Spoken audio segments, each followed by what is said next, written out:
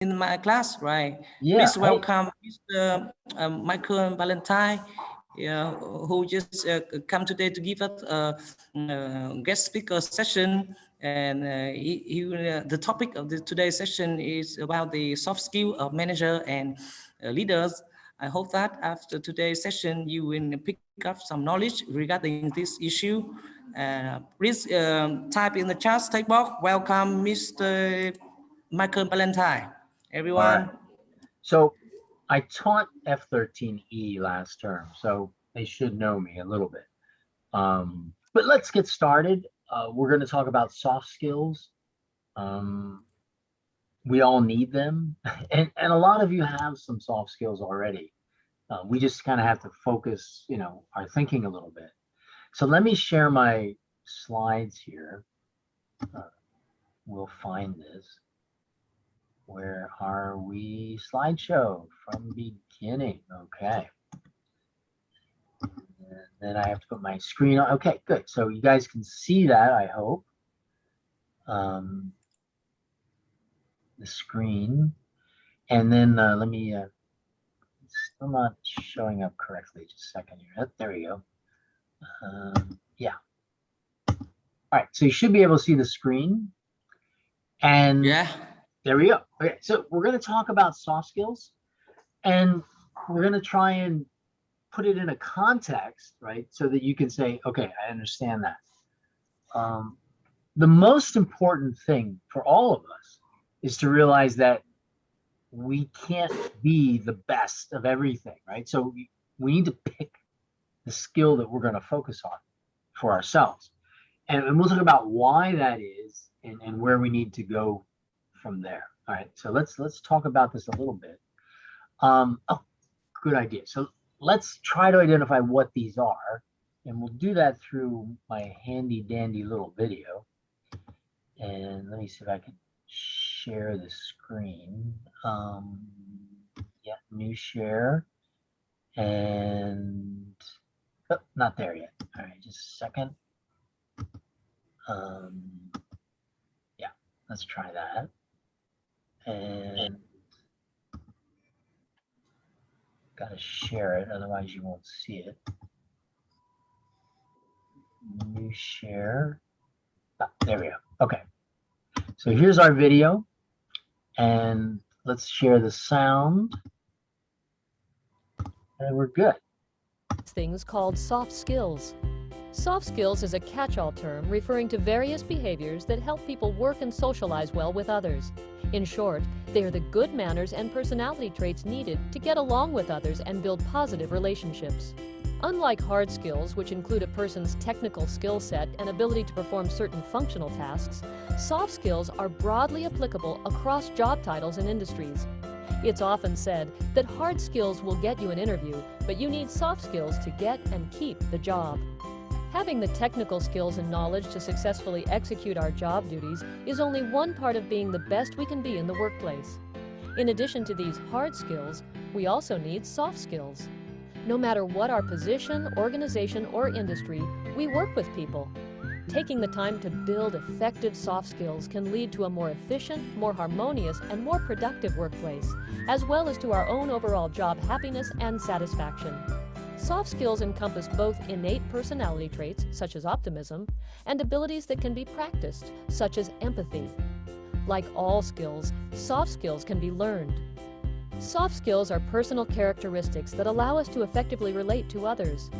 Applying these skills helps us build stronger work relationships, work more productively, and maximize our career prospects.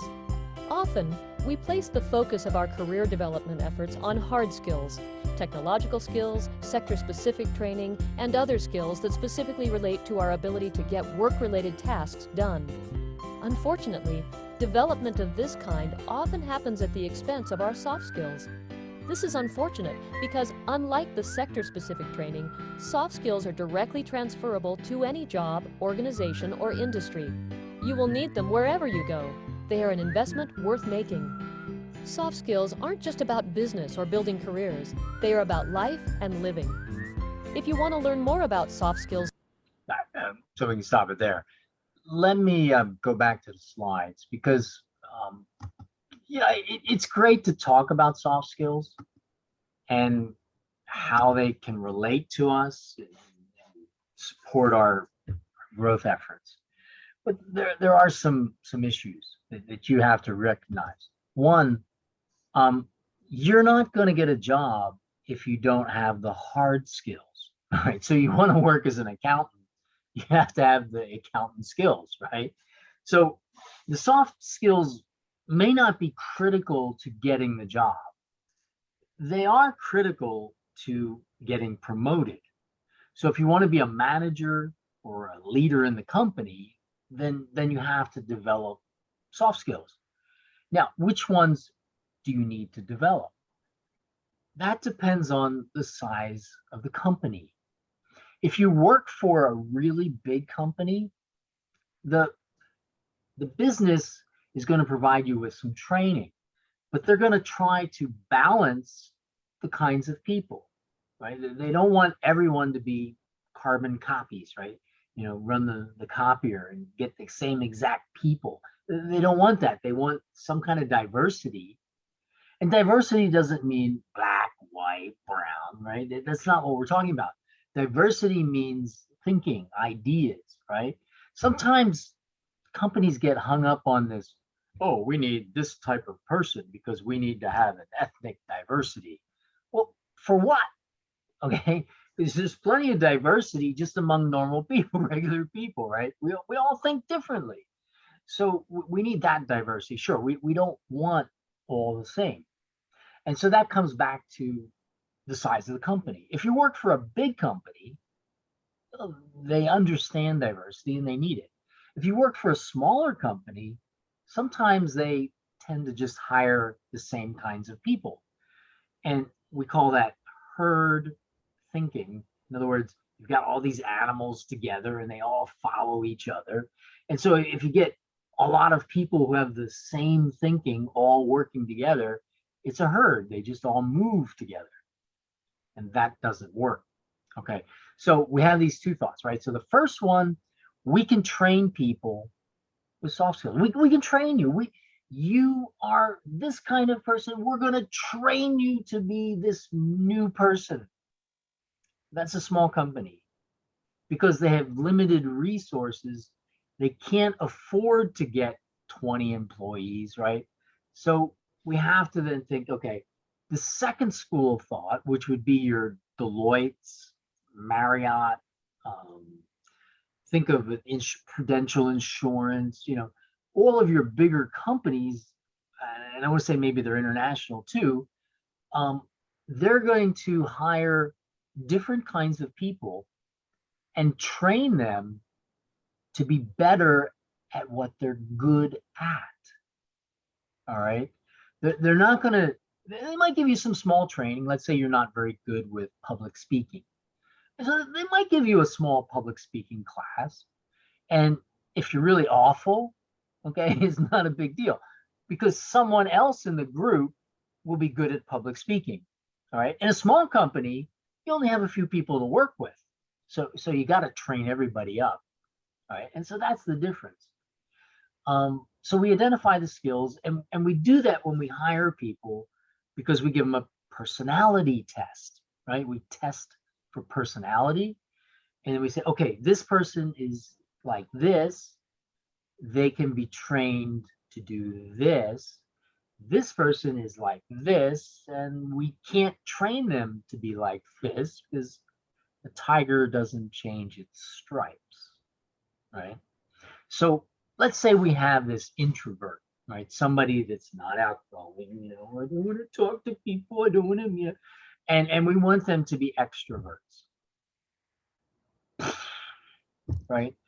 Because the person who goes through the training is like triggered, they're freaking out, they're emotional basket cases because that's not them, right? So new behavior requires major changes to your brain, right? It's not something where you can just say, hey, yeah, I used to be an introvert, now I'm an extrovert. It takes time, all right? And a lot of people just quit.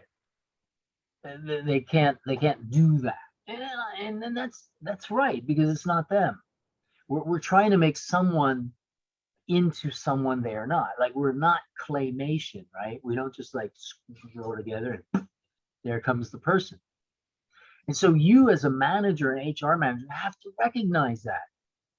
We train people for skills they have. We make them better. All right. And so if you're a great extrovert person, well, we're going to train you to be a better salesperson, because that's training to your skill. That's training to who you are. All right. And so when we talk about these soft skills, keep in mind, like, if you can't do one, okay, don't worry. Right. So how much should companies invest, right, in retraining to make you something you aren't? Well, why don't we just hire someone? Okay. Why are we going through this pain? Why are you on the verge of quitting? And that's what we need to look at. All right. When we're talking about soft skills. All right. So think about it. So your successful companies, we can identify successful companies. I think even Vingroup has learned this. you Vingroup's gone through a lot of changes over the years, and they finally come around to just doing what everybody else does. Okay. And we use personality tests to make our hiring decisions. All right, it's normal now. If you're not given a personality test, you may not want to work there. Okay, because they're going to have expectations of what you're going to do, and maybe you can't do it. Right? You want to be successful. You want the people working with you to be successful. And so if I were you, I would demand, give me a personality test. Okay. And you guys can take them, and you can get an understanding of where you are. All right. And so people are hired for roles in the company and to be part of a team. Right. And we need diversity on that team. We can't have carbon copies. I know carbon copy is an old term.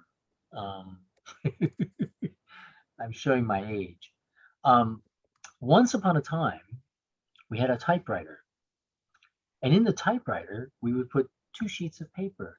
In between one was a piece of paper of carbon, so that when we typed on the one page, it typed purple on the second page.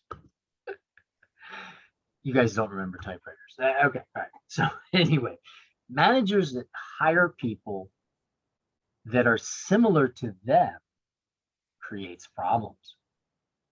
And a lot of managers do this, especially if they're sales type people. Sales type people like other sales type people. And so they hire people like them. And then you get a company full of people like them. And you don't go anywhere.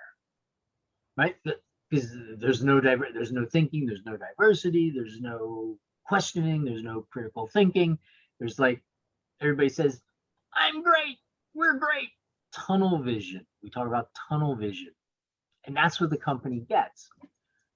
We have that in America now. We call them progressives. They have tunnel vision, right? Because in America, you all know that I'm a domestic terrorist, right? I'm an old white male. And old white males, well, they're domestic terrorists now. Okay, that's tunnel vision, right?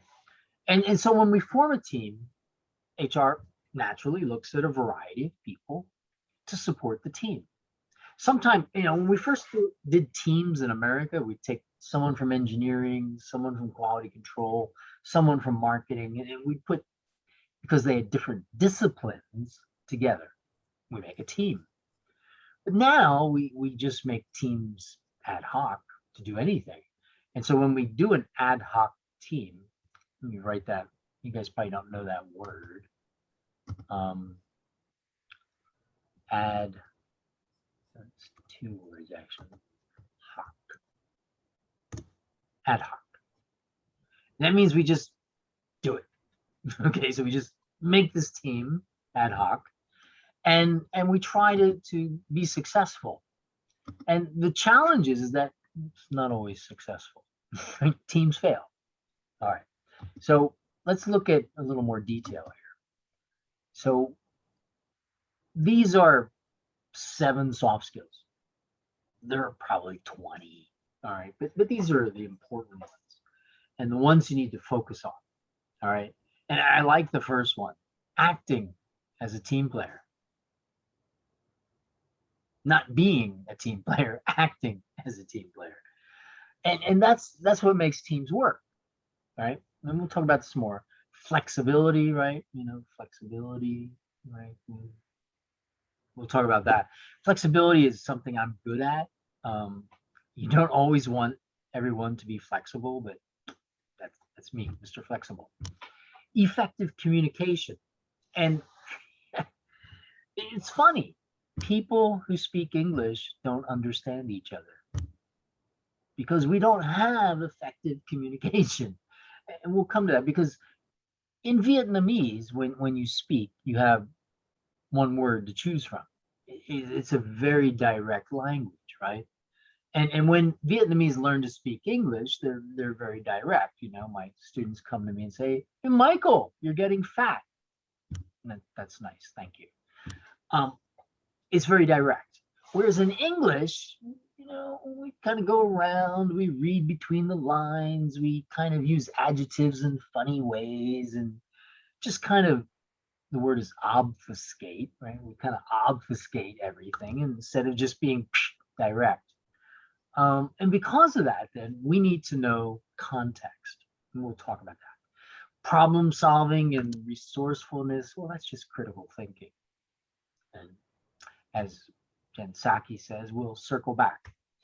Accepting feedback is one thing that I think Vietnamese are superior at. Okay, your culture lends it to you. In other words, you can say just about anything to Vietnamese people and they won't hit you. Okay, so if you say that to an American, they might hit you. Okay, but with Vietnamese people, you can pretty much say anything you want and they'll accept it. I don't know why, but that's the culture. And so Vietnamese are good at receiving feedback. Now they may not like it, but that's a different issue. All right. But they're cool with that. And so they understand that process. And that's what I like about Vietnam. I really enjoy that. You can be honest and upfront with people and everybody's cool about it.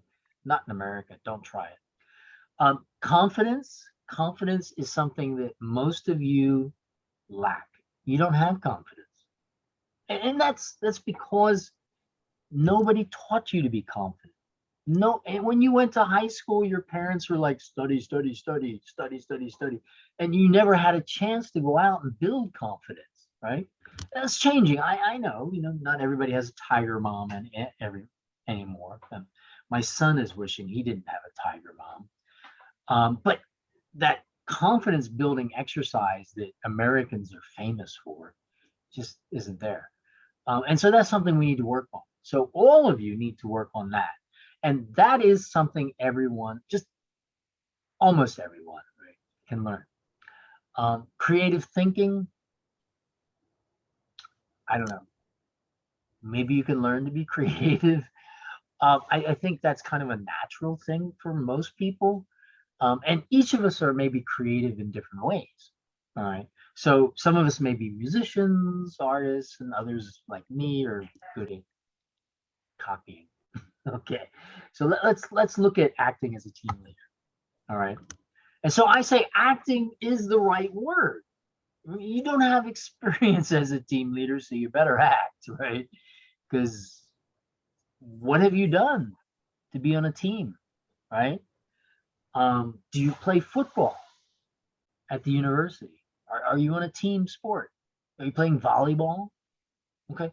So if I'm the HR manager and I say, okay, I'm looking for someone that can be a team player. Can you be a team player? And you're going to say, yes, of course, right? Of course I'm a team player. And I'm going to say, okay, so give me an example of when you were a team player. Oh, well, I go on social media at the coffee shop. Right, that's not it. You got to give an example. Team sport. That's a good one. All right. So that's the American thing. We all play team sports, right? I played baseball. I played American football. I played volleyball. Oh my gosh, we just played team sports all the time. Okay, we finish our studies at school at 3. Okay, and then we go out to the sports field and play sports for an hour and a half. Okay, that's the American way, and so that's how we built our team player skills. If you're playing badminton, it doesn't count. Tennis, it doesn't count, right? Maybe you're playing doubles, but come on, give me a break. You need a team sport. Or you can join the theater group. And so the school puts on productions 3-4 times a year, and you got people singing and dancing, and that's team effort. Okay. And so that can be something you can put on your resume, right? You were involved in this group. Or you could go work for KFC, right? Because working at a fast food restaurant is all about team, right? You've got to work together as a team because everybody has their job and everything fits together. And if you don't work like a team, the line builds up out the door because you're not giving service. So working at a fast food restaurant like KFC, like Jollibee, or whatever you like in Vietnam, is one way for you to show HR. And I'm talking about part-time, do it on the weekends. You don't have to be like a full-time worker, but the idea is you get that experience. All right. And so that's another thing that many Americans do. Most teenagers work at a fast food restaurant and they build that team player experience. All right. Now, there are some other groups, right? So in the US, we have the Scouts, and they kind of have Scouts in Vietnam, not exactly. And you have the Young Pioneers and maybe some other party groups that you could join. The trouble is that you may not be able to communicate what you've been doing with the party when you go for a job. So that's something you have to decide as a person what you want to do. But if you're not doing something, then when you go meet the HR manager, you have nothing to say. You could lie. Okay, lots of people lie. But HR managers know when you're lying. Okay? Especially with something like that. I mean, they're not stupid, all right? And they may not say, hey, you're lying, but they know, okay? All right, so think about that. Think about what you're doing in your life to build that soft skill. And that's an easy one to do because all of us can play on teams. So what are you doing on your team? And this is an issue.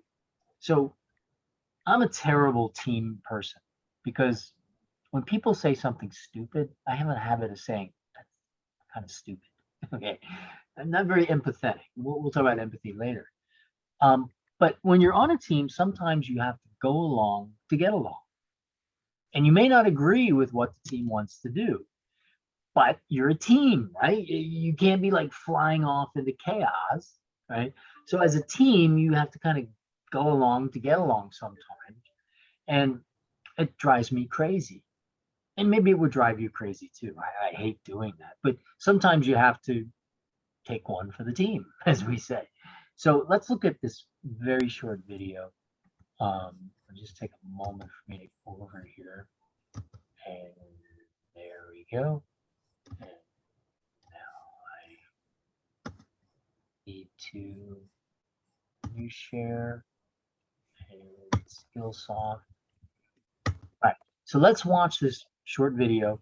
I'm only doing 3 videos tonight, so be patient with me.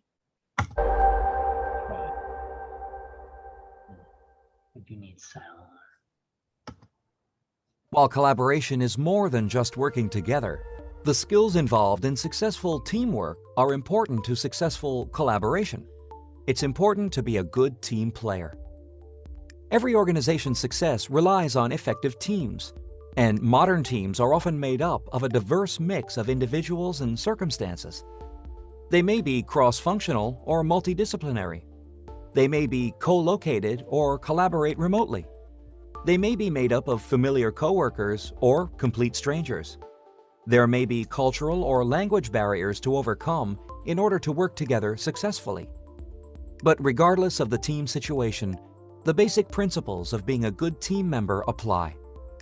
In almost everything you read about being a good team member, there are the same lists of basic qualities, such as being honest, fair, respectful, reliable, responsible, and a good communicator. But there's more to being an outstanding team member, qualities that don't always get the proper attention. A good work team member shows genuine commitment. There's a tangible difference between someone who shows up to work on a team and someone who is genuinely committed to the team's goals. If you're committed, you're in the office when needed, and you make sure that your seat time is worth it by contributing as much as possible while you're there. The best team members get involved. It does not serve you well to just sit quietly and do your work in a silo. Don't stay in the shadows. Instead, get involved with your team.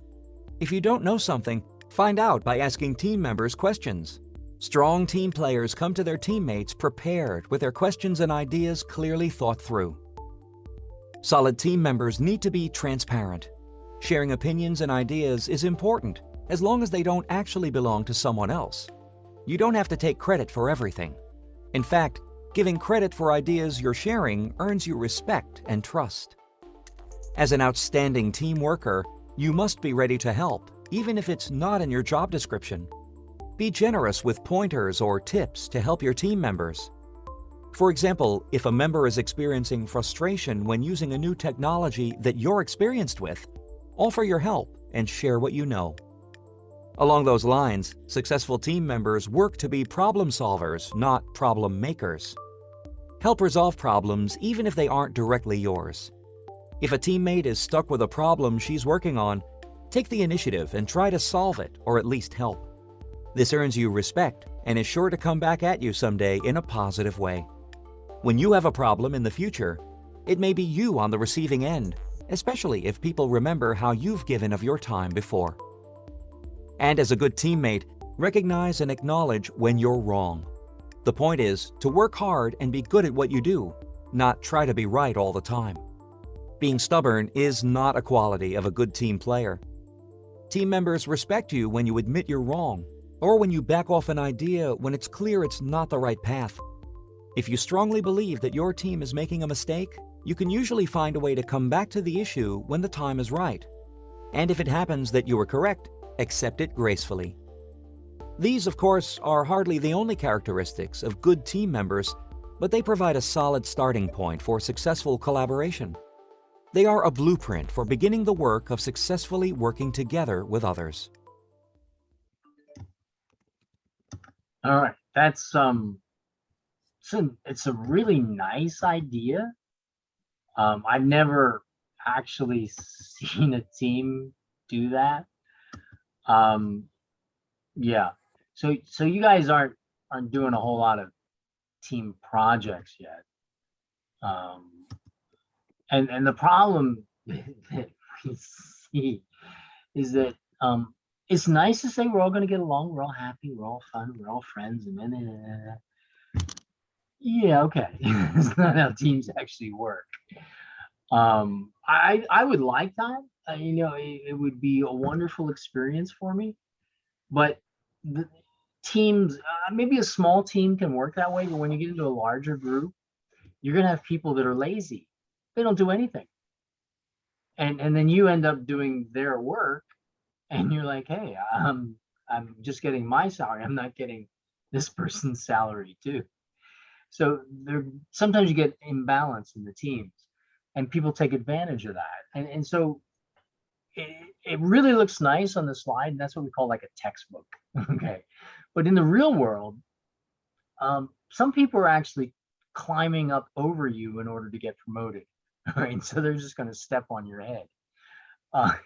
And you have to identify those realities. And somebody wants help, or you need help, and nobody will help you because they want you to fail. Right. So there are a lot of other things that go into teams. And so you have to figure the politics out, not just, hey, we're going to have a team, let's all work together. It doesn't quite work that way.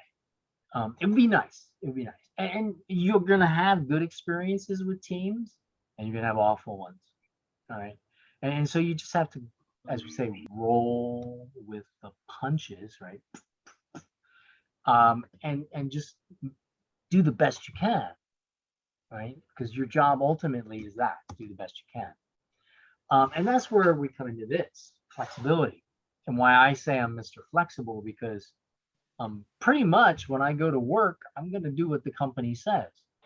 If the company wants me to do sales today, I'll do sales. If the company wants me to do accounting today, I'll do accounting. If the company wants me to go clean the toilets, I'm going to go clean the toilets. All right. And that's me. That's my personality. All right. I'm very flexible. And that means people ask me to do a lot of crazy stuff. Why not? Okay. It is more challenging because not everybody's flexible. Okay. And so I give my example of clean the toilets. I know a lot of Vietnamese men that are not going to clean a toilet.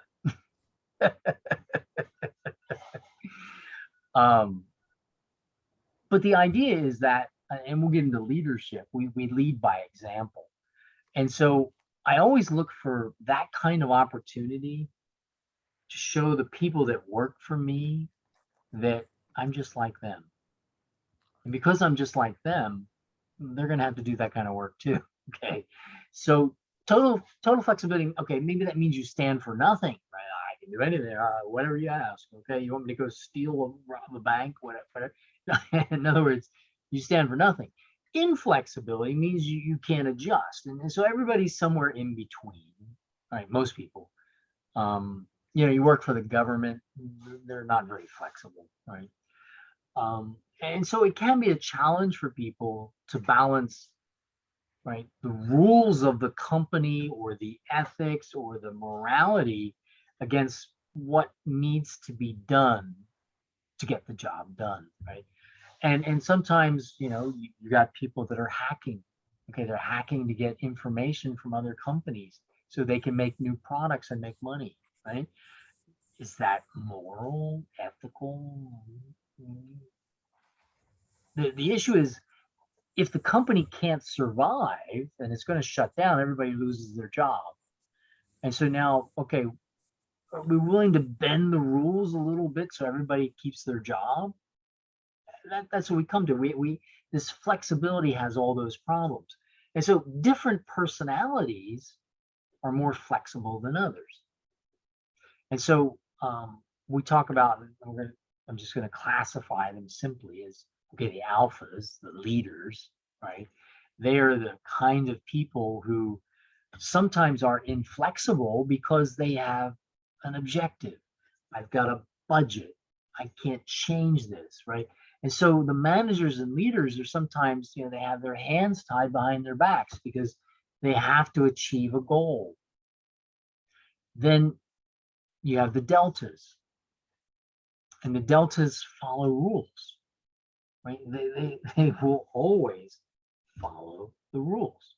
They're never going to say, oh yeah, no problem, conclusive, yeah, no problem, no worries, no starware. These are the people that say no. Oh, I need to do no. No. I need that no. Right? And you go to these people at the government office and you say, I need to get this done. Fill this form out. Well, I fill this form out. Fill this form out. Right? And that's the deltas. And we need those people, because if the alphas are in charge, it's chaos. Right? I got a budget. I don't care about the rules. We're going this direction. And the deltas like, no. Okay, so we need that balance, right? Diversity. Other personalities are more flexible, betas. These are your sales type people who are talkative, who full of ideas. If you don't put, a rope on their neck, they're gonna drag the company into bankruptcy, okay, because they're so flexible and so many ideas, right? And then of course the gammas who are doing all the work, all right? And so you got your workers who are reliable, come to work every day. You ask, can you do this for me? Sure, no problem. They're not like the deltas who say, oh, no, rules, right? And so you've got these different personalities, and that gives you diversity in personality, all right? And so we need that. What's my next page? Yeah. Okay. So this is just coming from the Greek alphabet. All right. So in English, we like to use Greek words, names. We like to use Latin. Okay. And so if you don't know Greek or Latin, you're kind of stuck, because when we speak in English, we tend to use words from other languages, right? And Latin and Greek it's very common for us to use that. And so you're going to hear these terms, alphas and betas and gammas and deltas, and they have different meanings at different times. And that's where we get into what we call the communication issue, right? Context. All right. And so in our effective communication, which language do we use? So you guys are in Vietnam, right? So you might use Vietnamese. The problem is Vietnamese doesn't have enough words. Okay, for business, it doesn't. You can't make the small differences, okay, in Vietnamese that you can in English.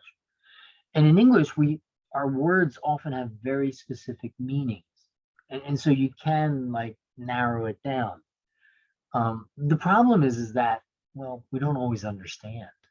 Okay, so I'm speaking English to someone else speaking English, and we don't understand each other. And it's because of context. It's because of how we use the language. All right. And so we need to bridge that. We say bridge it, right? And make it work. And these are hard skills, all right, in the sense of, okay, you have to be able to write emails. The soft skill relates to the words you use in the email. Okay. And so that is your soft skill, because I mean, all of you, your IELTS 5, IELTS 5.5, maybe some of you are IELTS 7 or 8, right? So you know some words. How you put them together gives us a different meaning of the words. And so when I speak to someone, I always follow up with an email clarifying, just in case they didn't understand me. All right. And so that is, in effect, a soft skill. In other words, you don't assume people understand you. You can't assume that. You have to have some written communication that you can pass where I can get some detail. Now, I know you guys are into your smartphones, and so you like to text message. And text messages and tweets, they're very small. So sometimes the context is lost, because I've been doing a lot of tweeting, and I can tell you that context is often lost after it's gone 3 or 4 tweets. But yeah, okay, so you have to understand social media, and you do. You guys understand Facebook. You get it. You know how to use those instruments, right? You probably know how to use Instagram. I'm just kind of getting used to using Instagram. TikTok, I don't know if we're getting too far afield. But yeah, so you guys already have the skill, and that's a hard skill to use social media and Facebook. What you don't do is send emails. You're not doing that.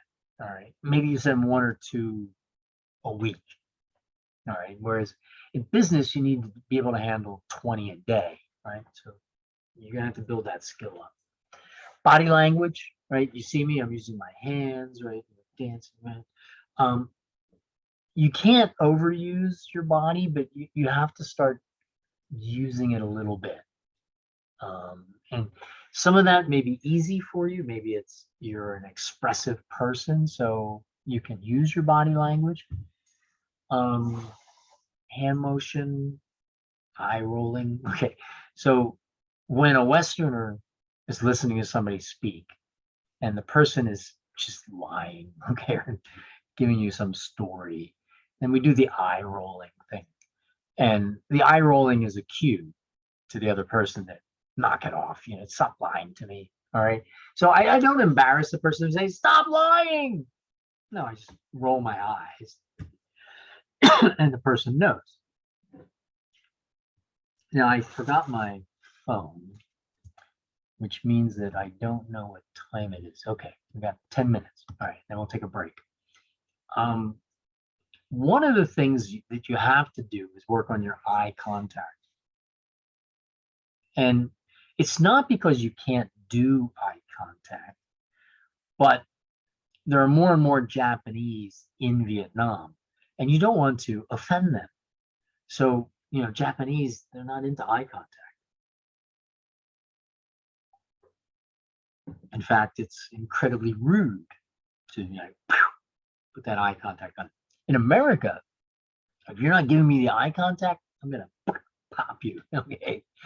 Because we expect that, all right? And if you don't give eye contact, then you're not paying attention, and I want to slap you, okay?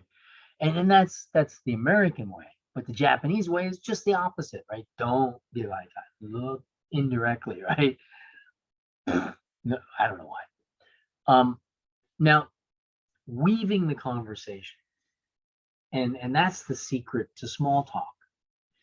And I'm trying to teach my son that, how to properly weave a conversation. And it's a skill. It's a real skill, especially for salespeople. So what you do is you take some personal information and you weave it into the conversation about business, because you want to put a little bit of emotion into the conversation that the other person relates to.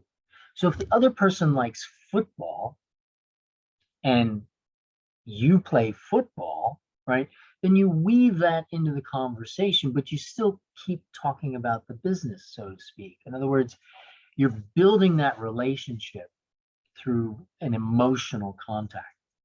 Now in Vietnam, okay, for me, this works pretty well. I need 1 or 2 visits with someone, and then I can start doing the weaving, and the next thing, we're best friends.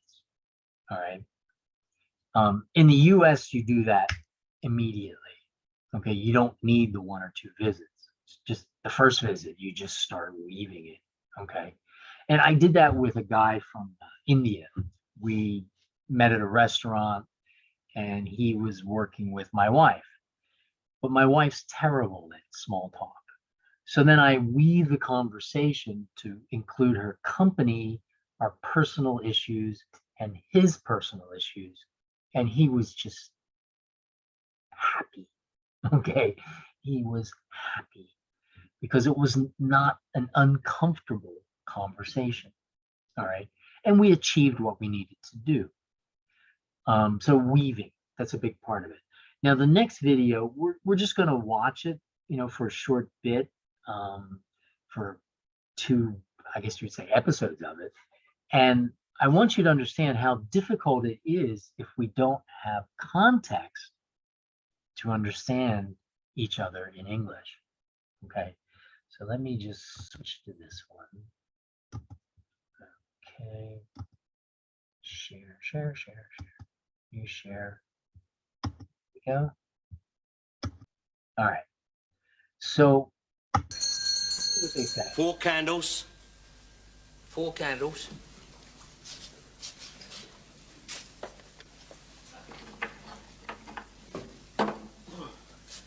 Here you are. 4 candles. No, 4 candles. Well, there you are, 4 candles. No, 4 candles. Handles for forks.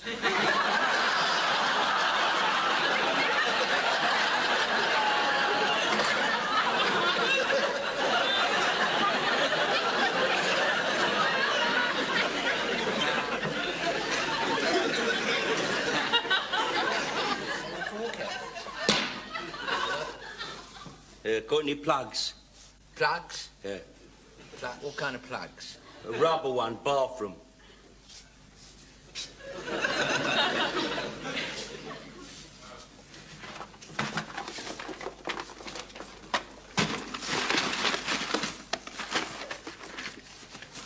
What size? 13 amp.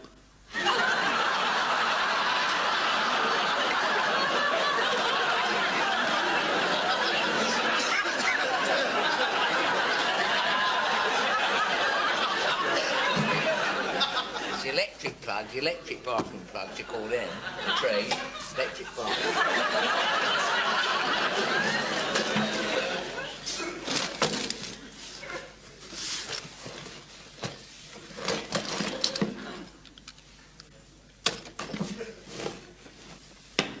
Right, Saw tips. saw tips. So you can see, it can be, if there's no context, I don't know what he's saying. And apparently neither does the shopkeeper. And this is the reality. Why are we sharing? Come on, share. Come on. Communication problem. Okay. Let's try that one. There. Okay. So without context, we can't understand each other in English. All right. It would be simple in Vietnamese because you have one word. That's it. But in English, pronunciation, use, material, right? In other words, we need all that context. And so that makes effective communication difficult. And that is a soft skill. Okay. So let's get into just touching on this at this point, and then we'll take a break. Problem solving and resourcefulness, that's really critical thinking. And, you know, you probably didn't do much critical thinking in high school because, well, teenagers tend to think about things they shouldn't. All right. And so most people do not naturally engage in critical thinking. Why would you, right? So the earth is round. No, the earth is flat. It's round, it's flat. Well, now I have to engage in critical thinking, right? Because how can I know the globe is round? I saw pictures. Yeah, well, that's the camera. Okay. I know that when a ship sails, it goes over the horizon. It goes down. Yeah. Okay. But why does water always go flat? Well, because, you know, on the earth, well, if the earth's spinning, why does water move in any direction? Why doesn't it move with the spin? So there are lots of questions that you can ask that, you know, get you thinking critically about, okay, is the earth flat or is it round? Okay. I'm on the round side, okay, but I know people that are on the flat side, and so there are good questions on both that I personally can't resolve for whatever reason, okay. But I'm pretty sure the earth's round, and so let's stay with that for the moment. That's critical thinking. In other words, you come up with a problem and you try to look at it from different points of view, okay. And that's a skill, and it's a hard one to learn because for Vietnamese it's not natural, right? You were never taught in school to think like that. Then you might question the government, right? We don't want that. So let's let's just go one more step here. The rabbit hole. And that's the problem with critical thinking, because once you go down the rabbit hole and question, then you're never going to come back to the issue the same way before you started questioning it. And so there are some ideas and thinking that maybe we don't want to question. Maybe we're not prepared. I mean, that's a fair answer. Okay. So for me, the only thing that I truly would not question, and now of course all you guys are going to question it, is Nietzsche. Okay, get here. I before Nietzsche, something like that. Nietzsche. Nietzsche's a German philosopher, and you know, people that go down that rabbit hole often get mentally messed up because Nietzsche believes in nothing and in nothingness. And so you end up trying to compare everything you think to nothingness. It's not something you just want to do on a weekend. Okay. Um, so yeah, there are some things that maybe we don't want to go down that rabbit hole because it doesn't have any value. Okay. But there are other rabbit holes that maybe we need to go down. And that's when we're doing a product or we're working on a project, or we have to look to see what could happen. All right. So we're planning this project and we're going to start it, and then there's a pandemic and everything shuts down. Okay. So who went down that rabbit hole and said, well, what happens if we have a pandemic and everything shuts down? Nobody, right? And so now when you're thinking about starting a business or you're thinking about how to run an operation, you have to put the pandemic consideration as a very real issue, right? Because when's the next pandemic coming? I mean, it depends on Dr. Fauci, okay? But or Wuhan lab releasing more bioweapons. Whatever rabbit hole you've gone down, you now have to put in your planning.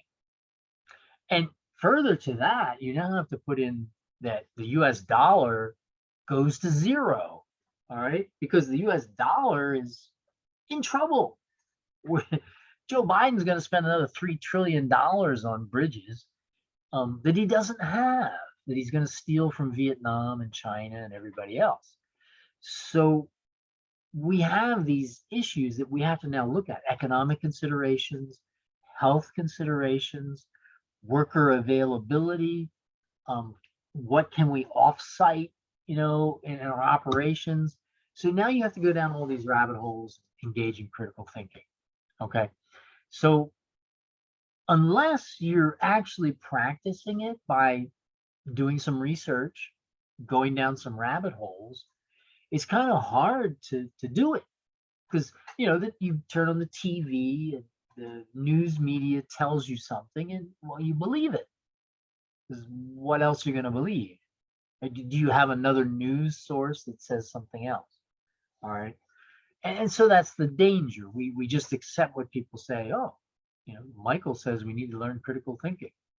Well, why? Well, I don't know. Michael says it. You in this case, you can see the why.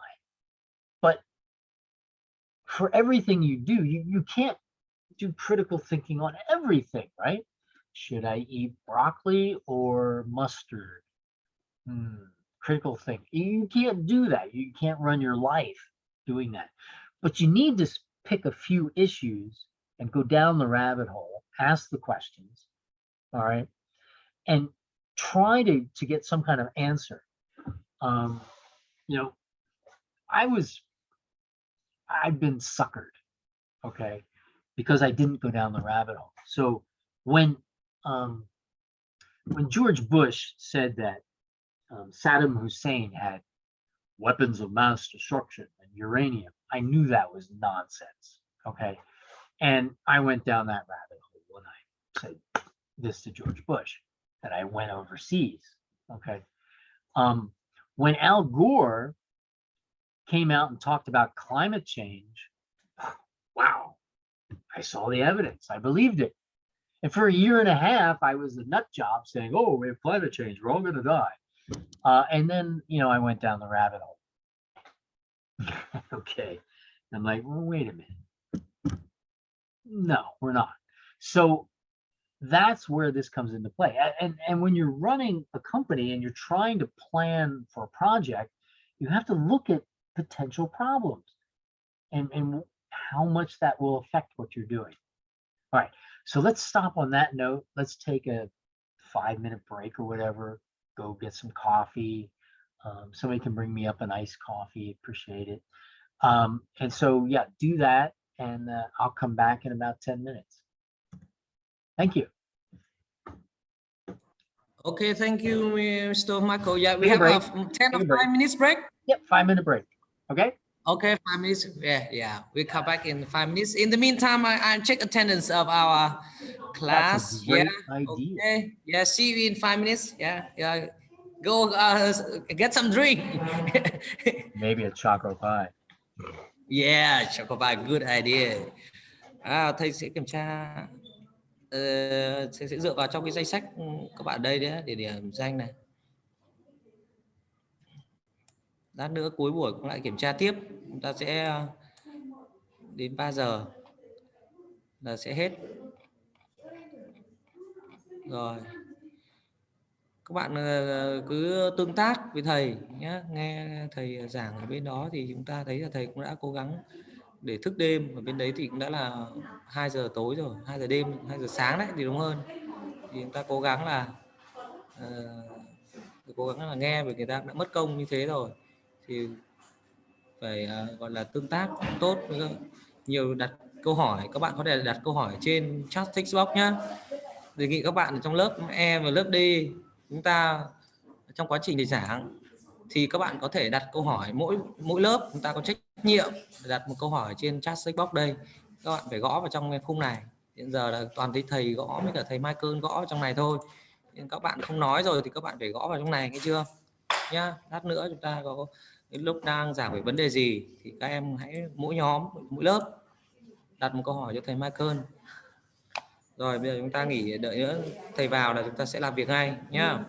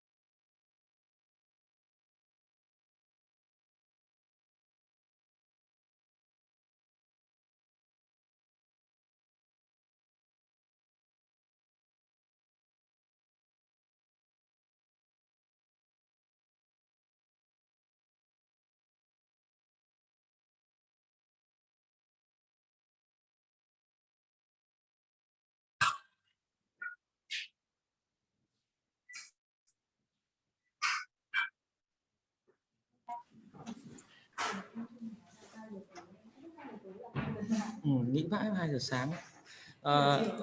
Các bạn trong lớp chúng ta lưu ý nhá. Chúng ta tí nữa chúng ta sẽ đặt câu hỏi cho thầy. Mỗi lớp chúng ta đặt một câu hỏi đi. Đặt luôn bây giờ đi. Nhưng tí nữa thầy giảng đến lúc lại không có câu hỏi nào.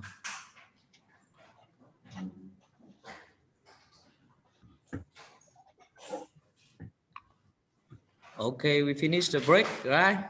Over Everybody to back? you. Yeah. Do you know what I miss? I miss No. Coca-Cola coffee.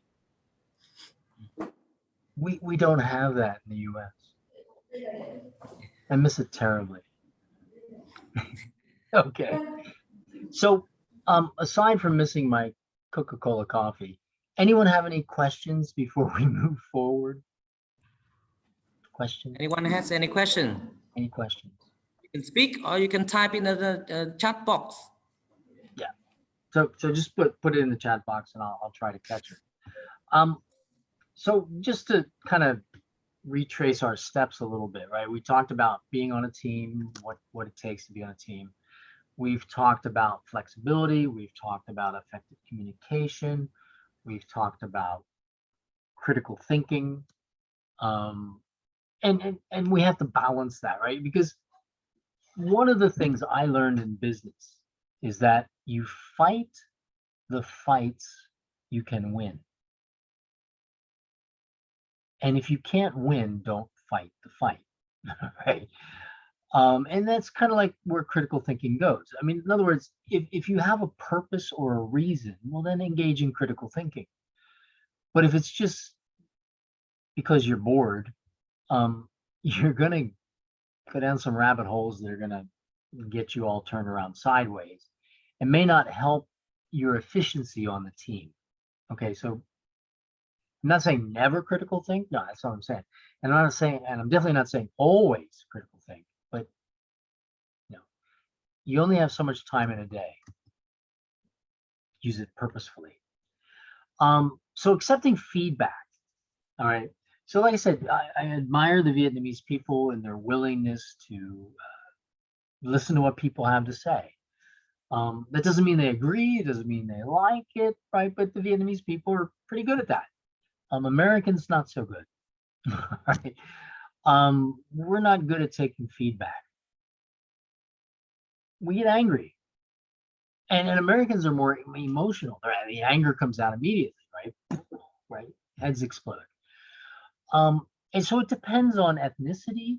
It depends on someone's gender. And it depends on cultural issues, right? And age, right? Because we know that men, typically men, are less likely to accept criticism. Males, I'm strong, right? And females are sometimes too willing to accept criticism. All right, so we have to look at that. There's also the rank and hierarchy in the company, right? So if your boss is giving you feedback, you're like, okay, boss. If your staff member is giving you feedback, you're like, shut up, I'm going to fire you, right? So we have this rank hierarchy thing going. And we have to learn to accept it because people are watching us, right? We're not sitting there with a mirror. Okay, what are you doing? And so people see what we do. And so sometimes a little feedback is good. When I'm in a difficult situation, I do a customer survey. And I talk to the employee and I say, look, we've gotten some feedback. And, you know, the survey shows that you're just not flexible enough. Okay, so we need to work on that. And so it's not me telling the person, it's the survey. And so that can let someone save face, you know, as we say, you know, save face. So they say, okay, some customers are concerned. Okay, so maybe I can work on that. And it's not a direct criticism. And so that's why we use feedback and surveys. All right. Because that really helps us. Because it's very hard to accept feedback from younger staff. You know, what do? All right. There is a video, so you guys can watch it on your free time. It'll help you maybe understand a little better. And that brings us to confidence, and that's where students, yeah. Pardon me. Also, do you, which kind of skills that you think that is necessary for us when we are graduated and we go out and find a job? Well, this one we're talking about right now, confidence. Because if you don't have confidence, I'm not hiring you. Okay, it's just that simple. And I can see that in the interview. Do you have confidence or not? And I don't want to say it's like an arrogance or bravado or extrovert. It's not that. It's just that you believe in yourself. And somebody that believes in their self, then I think they're honest, right? I think maybe they can do the job. Okay. But if you don't believe in yourself, why should I as an employer? All right. And so HR people are looking for that. It's going to take you time to work on effective communication. It's going to take you time to do critical thinking. That's not going to happen right away. Learning how to be a team player. That's on the job experience. All right. But confidence, if you don't have it, you're not going to get the job. And that's the big difference. And people don't have confidence in themselves. And so we have this phrase in English, fake it until you make it. And that's confidence, right? So if I go to a customer and the customer says, well, I'd like this product this way, and I want you to be able to deliver it on this time frame. And so I can say, oh, I don't know, maybe I have to talk to production and marketing, and that's not very confident. I'm going to say, of course, we'll do it. Oh, so but like me, I'm a little bit like shy. So how can I improve my confidence? Can you swim? Yes, I can. Okay. Many. And sometimes you learn to swim by jumping into the deep end and not drowning. Yeah. Okay. So building confidence is you have to go do some public speaking. I know that the university has worked on this to do presentations. Okay. And presentations are a good way to build confidence because you're up in front of people, you have to talk, you have to express yourself intelligently. All right. And so that is one confidence building exercise. The other thing is just to do some crazy stuff. Learn how to drive a car. Now that sounds crazy, right? Learn how to drive a car. Yeah. But how many Vietnamese students learn to drive a car? Okay. Well, I can drive a car. Now you're confident, right? You should see my wife behind. She never drove a car for 40 years. She comes to America and I put her in a car and she learns to drive a car. And she's now confident, right? Those kind of activities, they seem like small things, but they build confidence. Do you have a girlfriend? No. Go get a girlfriend. No. That's I will a try, confidence but building measure. Come on, think of how much more confident do you need to be, if I'm an HR person and they say, well, do you have a girlfriend? You'd be like, what?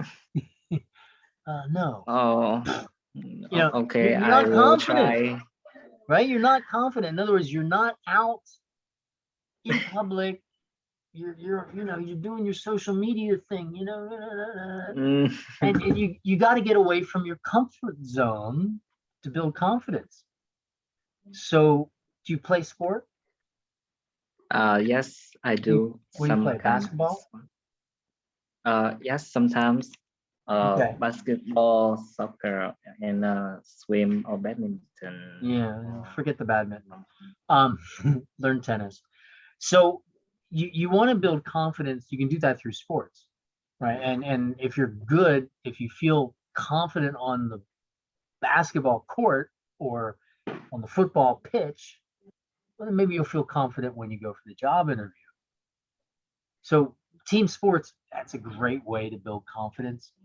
But look for things to do, some crazy stuff. Maybe climb a mountain. I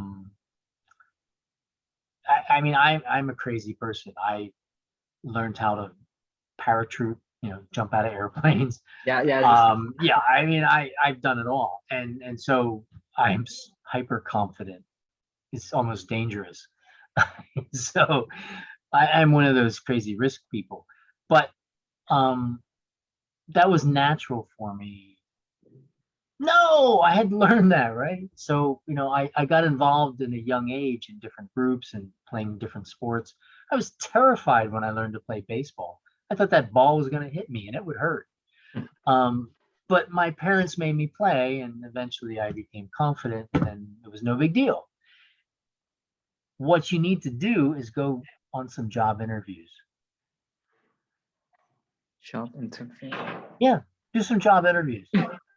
That's the easiest way to build confidence. Look, you're not going to get the job, you know that. But doing the interview, well, so go for some job interviews. Practice. And then practice and experience, and okay, I got to ask this question before, and now I can answer that question, and do 2 or 3 fake job interviews. In other words, you use a company, use an HR manager. They don't like that, but hey, okay. So you go do that, and you go do the interview. You get the experience. You build confidence. It works. Once you've done something to it, I mean, can you swim really well? Yeah, not I don't have a standard to measure, but I think I'm at the medium. Okay, so you're not worried about drowning when you get in the pool, right? Yeah. Okay, like I told my wife, just put your feet down. So you've already overcome that, and you're confident enough to get into a swimming pool. Well, that's because you've done it before. So a job interview is just like that. Just go do some job interviews, get the experience, and then you'll be confident. Just like riding a bicycle. Yeah, so it's like trying a lot, and these difficult things will become like normal things. Yeah, probably the most difficult thing will be like we are used to it. Yeah. Okay. So we have to have this can-do attitude, like, okay, I'm gonna do it. And nothing's gonna stop me. All right. And the American thinking is that there is no problem that doesn't have a solution. We can find the answer. And we'll just keep trying it until we get it right. And we'll find that answer. Okay. Once upon a time, they said that faster than light travel was not possible. Oh. Now we have people designing engines to do faster than light travel. Okay. Okay. There's a problem. There's a solution out there. We just haven't discovered it yet. And that's our hyper confidence that we can solve this problem. And you on a project team or on a team, you have to have that confidence that we are going to solve this problem. We're going to make money for the company. I'm going to be a hero. I'm going to get promoted. Well, don't get too crazy, right? But that's the idea, right? So confidence. It's one soft skill everybody in this Zoom has to work on. Maybe not everybody. Mr. Chung's okay. All right. So then we get to this one, creative thinking. And I don't know how you learn this. A lot of this has to do with your personality. All right. So you engage in brainstorming. Some people are naturally more creative than other people. You've got your artists, you've got musicians,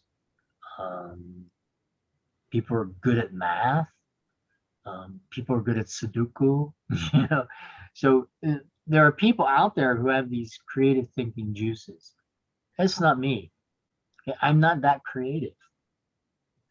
I'm very good at taking someone's idea, tweaking it, and making something new and better. I'm good at that.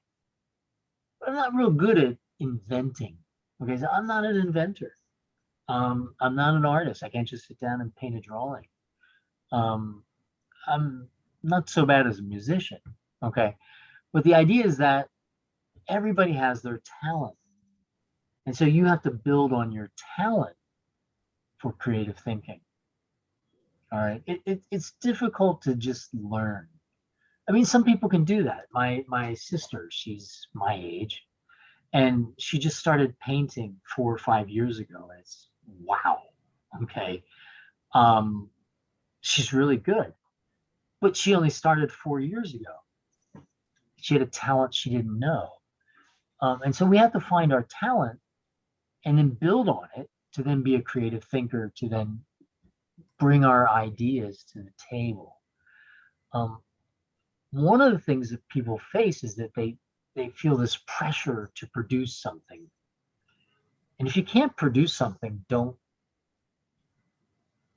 try to outsmart everybody in the group. You need to focus on your talent, focus on building it, and then see how to adapt that for the group. But if you think that you're going to just learn how to be a cartoonist in a week, you're going to have some talent. So creative thinking is one of those that's a challenge for people. Takes time and experience. But if you can find your talent and build on it, you can be very successful. Okay. So yeah, creative thinking. Now, let's talk about leadership for a little bit here. Leadership is, well, all of the soft skills that we need for management, we need for leadership. And that's our foundation, right? We need those skills. And so, I've got 5 here that I'm not even sure what it entirely means sometimes. Listening, right? Okay, we know as leaders we have to listen. So we'll talk about that more in depth. Empathy is something I'm terrible at. I'm not a very empathetic person. You fall down and you scrape your knee, and I don't care. I got an employee who had an accident on the way to work. Nothing serious, just your typical motorbike accident that slows you down. I don't care. You're late. Okay. And if you're late again, I'm going to fire you. So I'm not a very empathetic person. I can be empathetic, when it's appropriate, but I would not be the person you would say that, oh, he's such a nice guy, he just lets me. No.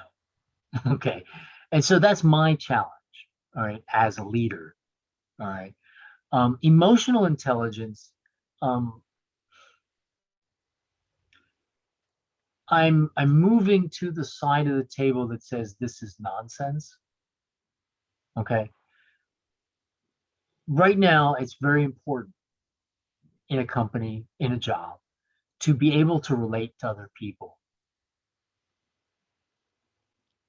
All right. That's something that's expected of you. Okay. And certainly I can do this. I have lots of emotional intelligence. I'm very good at reading people. The issue becomes, though, that is this driving what's happening, emotional intelligence, or are the needs of the company driving what's happening?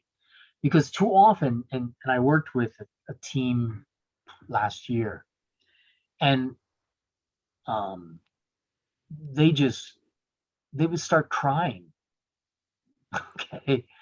And I'd be like, what is going on? They'll just start crying because, well, so and so said such and such, and they're transphobic, and I think that's horrible how they can do that, and we need to meet with the director and talk about it. I was just like, what is going on with these people? And they were so focused on their emotions, they weren't accomplishing anything. All right. And so we have to be emotionally intelligent. We have to understand how other people feel and what causes them to be triggered, right? That's your generation. My generation is suck it up and stuff it. Okay. We don't accept that. We want work, we want progress, we want performance. And that's a very different generational issue. And so you as a leader have to be more emotionally intelligent because your followers expect it. So we'll come back to that. Creativity is just kind of a repeat. And then of course, service mindedness. We'll talk about that in detail. So let's take a look at listening. So first rule of leadership, you do not get to pick your followers, right? You go to work for a company and they have employees and that's your employees, right? That's your coworkers. You don't get to pick them. You can pick your friends. You don't get to pick your followers. So it's hard for some people to really understand the relationship, okay? A leader has a message, has something they want to introduce or whatever the leader's doing, and people can ignore the leader, right? So first you have to find followers, and you don't necessarily get to pick them. You don't get to say, oh, I don't like this person, I don't like that person, I just want this person. Good luck, right? So the first rule of leadership is you don't get to pick your followers. The second rule is let your followers talk. Let them talk. Let them express their ideas. Let them express their narcissism or their angst or whatever is wrong with them. Excuse me, Yeah. but if my followers don't listen to me and like they are lazy, they don't do work that I give them, so what should I do? Well, your first problem is you haven't identified the problem. Okay. So why are they lazy, or why aren't they listening to you? And that's why you need to listen to them. You need to go ask them questions and say, hey, what do you think you need, or what do you want to achieve, and start probing. Okay. And it's a lot of work. Okay. But you need to build this core base of followers. And that's the thing about managers and leaders. Anybody can be a manager. That's just, you're the manager, you have to fill these papers out, you have to do this, you have to do that. And anybody can be a manager, it's just doing the work. The leader is the person who's then making the team move forward in a direction that we need them to go. And not all managers are leaders, right? There's some great managers and there are some great leaders, but I've known leaders that are terrible managers. Okay, so the leader is the person who can grasp or understand what the followers need through talking and listening, and then create an environment where they won't be lazy, they'll do it. And one of the problems that you have is you're too young. People look for leaders who are older than they are. And so if you're the same age or young, it's very hard to get people to follow you. Okay. You need a special charisma then. Think of it like if you're playing a basketball team and you've got your center, and maybe your center is the leader, and the center just hogs the ball and doesn't share it. Well, the rest of the team is going to be like, why are we playing? We don't get to get the ball, and the center's hogging the ball all the time. So then you need someone else to be the leader, who's then going to work with the center. Hey, you got to share, you got to pass the ball. We're working as a team, and you develop your plays based on teamwork. All right. And that's a great way to learn leadership and to learn how to get people to follow you. Because when you win, you're scoring baskets and you're getting points and you're winning, everybody loves you. They love you as a leader. When you're losing, they're like, what's the point? And so that's kind of the transaction that you have to go through and experience to then get to the bigger things, which is in a company. All right. There are great leaders in companies, and there are terrible ones. All right. So we look at Amazon, right? Jeff Bezos. He's a terrible leader. he's pretty good at managing, right? He manages through fear, all right, but he's not a very good leader. And Bill Gates is even worse. He's awful. He's such an introvert that he can't be a leader. He has to hire someone to be his leader. And then that's a smart thing for him. He recognizes his weakness and knows he can't be the leader. Right? He's the brains. He's the guy making the ideas. He's the creativity, but he's not the leader.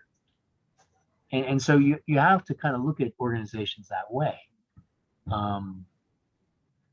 When you do come up with something, right, you have to basically summarize what your followers want. All right. And then maybe you can begin pushing them in the direction you want to go. Once they know you understand them, their needs, then they're more willing to follow. Okay, Yeah. I understood. It takes a little time. And so you have to have, your followers have to believe, right? They have to believe that you understand them. Oh, Now, it doesn't mean you understand them. They have to believe you do.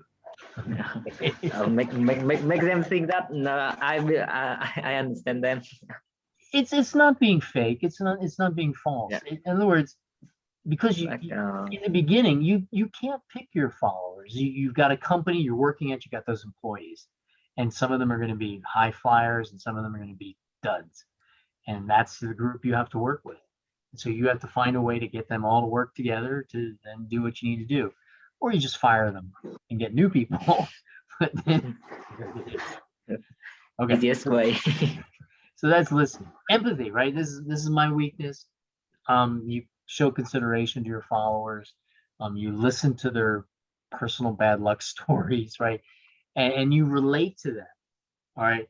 And so, I'm challenging this lady for the job. And she wants to talk about how she's a child of immigrants and how she cleaned toilets and all that. And so I'm not being empathetic, but what I'm saying is, okay, well, you're not special. My wife's an immigrant. When I was 12, I cleaned toilets. So your life experience is nice. It's a good story, but everybody else has a good story too. So you're not very special. Let's focus on something that makes you special. And I'm driving her crazy. So the idea is, if you can relate to stories and then you can provide your own personal experience, that's powerful. Okay, and that gets you empathy. You have to be careful that it's not overdone, or you have to be careful you don't overuse it. But using those kinds of analogies, that's important. All right, that's effective. Okay, because then people can see you as, well, you're just like them. And if you're just like them, then you can understand them. But if you can't understand people and they think you're up here like a king, maybe they'll follow you, maybe they won't. Are they following you because of fear? Are they following you because they're getting money? You don't really know. But if people love you, then they'll follow you. Em mới để gửi cho anh cái bài Simon của Duyên. So then we get to this crazy one, emotional intelligence. So as a leader, right, we have to recognize what people need. Teaching plan. Yeah. Xin các cái tài liệu. We have to. Em làm gọi là đầu môn học ấy, mà bây giờ em vẫn là đầu môn học. Chẳng qua đợt này là em không dạy thôi. Chứ còn anh recommend là năm sau là. Thầy ơi, thầy tắt mic ạ. Okay.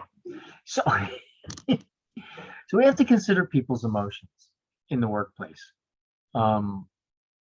So it's not very effective to be a screamer, to yell at people anymore.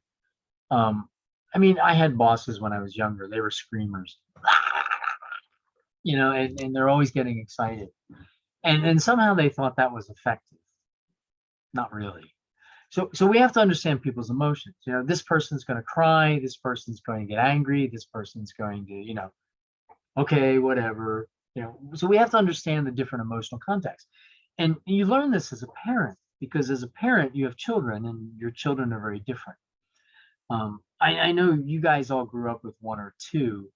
In my family, I had 2 brothers, and then I went to an orphanage and I had 14 brothers, and we were all different. And the parents have to, you learn as a parent how, I don't want to say manipulate, but how to motivate children to do things.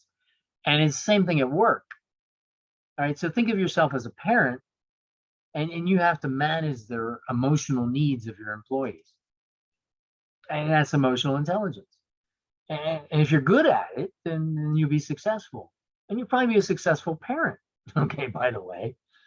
And then so we need to avoid saying things that are going to trigger people, get them angry, unless we want it. Sometimes we want people to be angry. Sometimes we want people to be emotionally invested in something to make them work harder. Sometimes, okay? And so you have to make those judgment calls, and that's something you learn, okay? Look, there's no school for this. Maybe there is in like the KGB spy or CIA spy training, but you have to learn how to do this, and you do it through experience. You guys already do it now with your friends. You've got this innate ability because of your friendships to then know that I can't say that to my friend or my friend will explode. Okay. And so you got to do the same thing in the workplace, and you got to act like the parent and they're the children, because you're trying to motivate them, which is super hard. Okay. Because we can't really motivate people. We know that from Maslow. We can create an environment where they're motivated, but motivation comes from within, right? 50% is from within. If you don't have it, you don't have it. So your emotional intelligence is to target that 50%. All right. So that's emotional intelligence. It's a tough one. It takes a lot of time. Creativity, we talked about that, artistic. Yes, sorry to interrupt, Michael. Yeah. We have one student who has the question. Okay. Yeah, cool. Mchua. I don't know what Mchua is. Okay. Yeah. Yes. My question is, can we learn to have the emotional intelligence?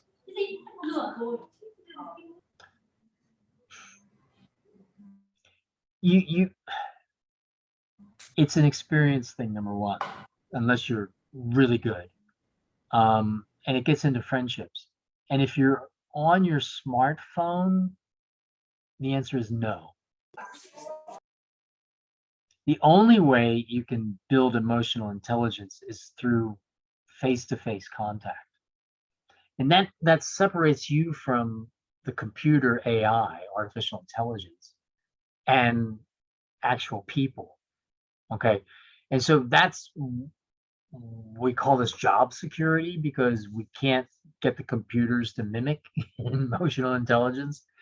And so that is your job security. But the only way to do this is being with people. Now, one thing you could do is you could teach English in a kindergarten. Okay. Because kindergarten, I hate it, but in kindergarten, the children are very honest. Okay. So small children are incredibly honest. They're not going to mislead you. They're not, they may play games, they may play tricks, whatever, but they're very honest. And so when you work with these kids, you begin to see the different personalities and how to motivate them and how to punish them or whatever, but you can begin to practice with these children. And so teaching kindergarten a couple hours a week is a great way to build your emotional intelligence. Because I can tell you, when you're a manager in a company, you're going to think you're a kindergarten teacher. Okay. Because the employees, he took my lunch. He said this. He has a better computer than I have. His chair is more comfortable. he has a window. They just drive you crazy. And so you as a manager end up feeling sometimes like you're running a kindergarten. So it is a good way to practice emotional intelligence development without any penalties, because kids will love you no matter what you do. And so working with the kids, you're going to learn those things. And I think that's easier for young women than it is for young men. So the young men have to find a different activity, and they can do that with young pioneers, or working with, you know, I want to say preteens, because preteens are the worst. Sixth grade to eighth grade, those children are awful. They're just mean to the teachers. So they ask questions about everything, and they do not accept anything you say as truth, because you're just an idiot. You're an older person. So that's maybe for younger men. That's what they have to do, because a lot of kindergartens don't want young men for whatever reason. Younger women have the inside track. But that's one way to practice it, because when you go into the workplace, you can't practice. You get fired, or people will complain about you. So you really can't build your emotional intelligence skills in the workplace. You've got to do it outside. And like I said, the educational institutions, that's a great way to do it, great way to learn and make a little money. So yeah, we don't have to talk about the creativity so much, but I do want to talk about service mindedness. This is a kind of a mental state. All right. And rich people have a hard time doing this. Poor people, it comes natural. All right. And that is that you lead by example. All right. And you have to get in the dirt and get dirty with the employees. You can't just say, oh, I'm a leader. I'm going to be this great person. I'm rich. I'm wealthy. I have a nice car. Of course, people will like me. People are jealous. And so you have to get dirty with the people, do what the workers do, even if it's just one day a month. All right. You have to get out there with the team, work with them, ride in the truck with the driver, whatever you have to do to build a rapport, so that people believe that you are honest. Okay. And if you say, well, I understand your situation, and they're sitting there like, no, you don't. You never leave your air conditioned office. You don't know how hot it is in the security guard booth. Okay. So you can't say to people, oh, I understand. You don't, right? You have to lead by example. You have to go out and do some stuff, and people have to see you doing it. And then when you say, well, I understand, they might believe you. Okay. And so we have to support our followers that way. And we have to demonstrate a willingness to help, a willingness to serve, not just be served. And so I have two examples from history. Mahatma Gandhi, okay, the guy was a lawyer, in London, and he ends up walking around the country in his underpants with a stick, telling, okay, I'm living the life. Okay, you're following me because I'm living like you. All right, I'm not some special lawyer from the UK. I'm just this guy in his underpants with a stick, and and listen to me. And it worked. Okay, and he was able to free his people from the British Empire without a war. Okay, good job. Ho Chi Minh didn't live in a palace. Ho Chi Minh didn't live in a castle on the hill. He lived in a normal dwelling, right? Okay, it was in a nice area of the city, but he just lived like a normal guy. He walked the talk. And so people loved him. They just loved him because he was honest. He was forthright. He led by example. And that's his service minded. Now, we can't all do that. I get it, right? If Chairman Vung over at Vin Group decides to, go down with the lower people, people are gonna like, what? And even when he plays on his football team, he plays football with the team, they let him win. Okay, so yeah, it's a little fake. So we have to be careful we don't look fake. All right. And if you're a manager or leader in a company, you can do that. You can be part of the group. All right. And so that's that service mind. It's something you have to think about as a leader. It's not an immediate issue because you're going to be a manager first. All right. So this builds with time. And then we come back to this age-old question. Are leaders naturally born, or can you learn to be a leader? Yes. Okay. There are natural born leaders. They're charismatic. They just have that in them. They just get in front of people and everybody's like, yes, I love this guy, right? And it's easy for them. And then there's everybody else. And so if you're everybody else, then stuff happens to make you a leader. Okay. A lot of leaders become successful because something happened. It could be something small, but you were the one who stood up and did something, and everybody says, hey, a leader, because everybody wants leaders. They don't want to be a leader. Okay. So you're stuck in a situation that you didn't create, and now suddenly you're a leader. All right. And what do you do with that? Do you like fade into the background, or do you build on that? And it's not easy. It takes time, a lot of experience. And if you're a born leader, people are naturally following you. You're like, you wake up in the morning and everybody's outside your door, right? Other people have to work at it, and it takes time, but you do not have to be a born leader. This is something you can learn. There are soft skills, and you can be a great leader. And so, yeah, this is something we can learn if we get those soft skills done. The sense of leadership, right? Like I said, you have a situation, and then something happens, and you're there. In English, we say you're Johnny on the spot. Okay. And I've gotten a lot of great jobs that way because I was the only person available. Okay. You're Johnny on the spot. And yeah, if somebody has to leave, that's fine. Products, you're doing a product team where you're developing the product, and the rest of the team are just like, right? Somebody has to be the leader, right? So you jump in and you do it, and suddenly, okay, your skill set is working for this project, and you're the leader. And that's easy to do, right? You have to look for the opportunity, and then you jump in and you say, okay, nobody else wants to be in charge. I'll be in charge.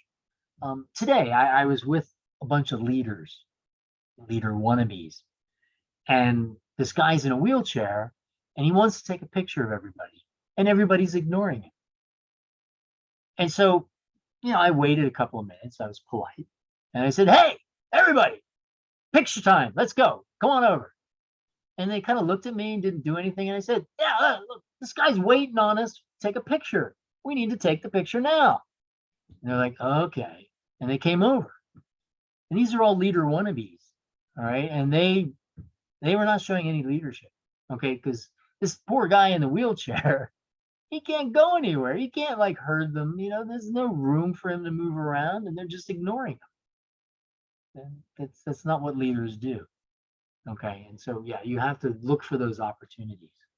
He'll remember it. They won't. So famous leaders, Putin. Russians love Vladimir Putin. They just love him. Hey, Vietnamese too. My government hates him. Yeah, my government hates him. He's a good guy, right? And he's tough. He's strong. He's been there too long. Okay, but he's doing it, right? He's doing the job. He's being a leader. He's guiding his people. He's listening. That's why they love him. He's not acting like Gorbachev, drunk like Boris Yeltsin, or all the previous leaders. He seems to be a good guy. I like, right? I'm an American. I still like him. China, Xi Jinping. This guy, everybody's terrified of. They're just so afraid of this guy. he finished his 5-year term and he said, you know what? I'm going to be the leader of China forever. Okay. Okay. Everybody's terrified of this guy. And you can be a leader with everyone terrified of you, but where do your people go? And so, Stalin was that kind of leader. Trotsky was that kind of leader, and then Lenin got rid of him. Okay. People were terrified. And we don't want that. In an organization, people are terrified of Jeff Bezos. The guy is just vicious with his employees. That's why they're getting unions. And so we have to look at that. And then Orange Man, I know Vietnamese people like Donald Trump. He's a terrible leader, terrible manager. Now he did get stuff done, and people do love him. There lots of Americans just love this guy. All right. And the reason they love him is because he's honest. Well, he lies a lot, but he's honest. And they believe he's honest. Okay. And they believe he understands them. And so they follow him. And I think he does understand them, but he's a terrible manager. He just fires everybody. Anybody disagrees with Donald Trump, they get fired. He can't accept any kind of feedback, no criticism. You're fired, you're fired, you're fired. And that's the way he runs his business. And he's gone bankrupt 4 or 5 times, 6 times. He's a terrible manager. He just has money that he got from his dad, by the way. So when we have failed leadership, okay, we make a mistake, something blows up. That's okay. It's okay to fail. We learn from it, we move on, and we build our leadership skills. So please fail. Okay, please fail, because it means you tried. It means you took risk. It means that you were willing to fail. And if you fail, that's okay. Now, this month, I'm running for Parliament in the US. Maybe I'll get that job and your teacher will be a member of the US Parliament. Okay. Maybe not. So I'm facing a lot of those decisions as a leader and as a manager, how to get people to follow me, how to get people to support me. And so, yes, we've had this lesson, but I'm applying this to myself. Okay. And so I encourage all of you to do the same. And that's it. That's all we have for tonight, or this afternoon, sorry. Any questions? I know some of you had to take off. I get that. Any questions? You can send me an email.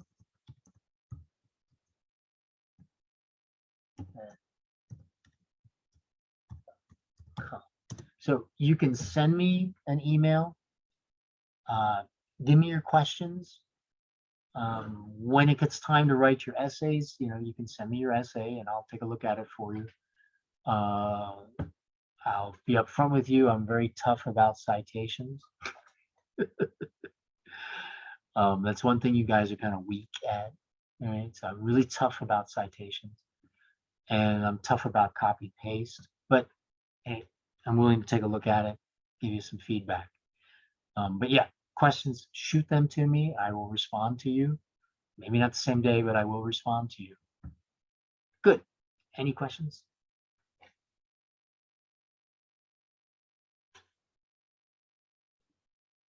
I think We should be there's done no for question. tonight. I think we don't have any question for now, but if we Okay. have, can we send through email? Yeah. Hey, I'm a resource. I'm a member of the Banking Academy teaching group or whatever. I'm a teacher there. So I'm not like a guest speaker. So I am here as a resource for you. Don't be afraid. Okay, thank you.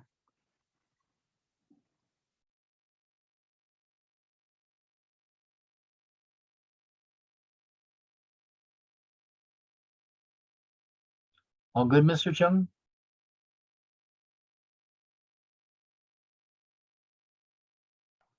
Sorry, I can't hear you. Let me put you back to the host. Don't have it. Okay. So I'm going to say goodbye.